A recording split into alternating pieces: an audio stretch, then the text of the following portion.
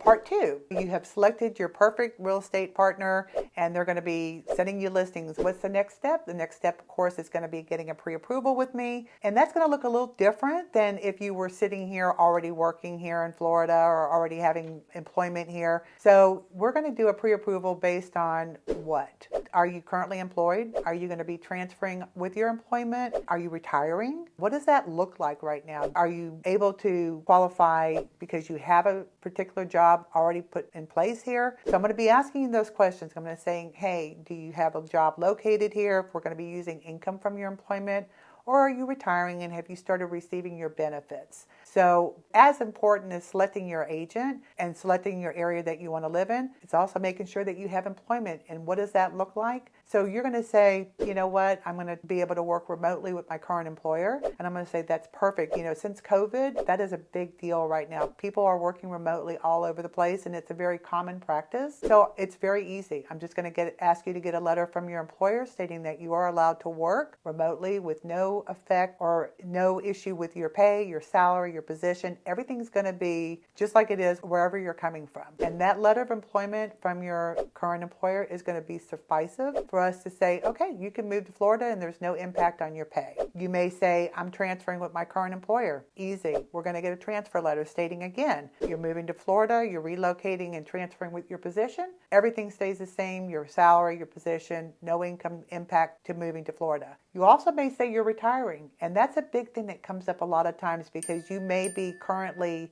working right now and getting ready to retire. The rule of thumb is when you get your retirement, you have to have a piece of paper that says, this is my new pension amount, this is my Social Security amount. You have to have something to provide of what that income is going to look like. A lot of times people think, oh, well, I talked to my HR personnel director and they said I'm going to be making approximately $3,000 a month in pension. That's not going to work. We have to have something that says your actual payment is going to be this amount, not an estimated payment. And a lot of people will hand that to me and I'll go, we need it to be permanent. We need it to be a final estimation for you. So keep that in mind when you're thinking about retiring 3 months down the road and you're looking today. We're going to be qualifying you off that new income that you're going to be making, and we're going to have documentation to support it. So that's the most important thing. So number one, you've already found your real estate agent. You've partnered up. She's sending you listings. It's great. You love her or him, and you're already pre-approved because now we know what kind of employment and what kind of income we're going to be using to qualify you.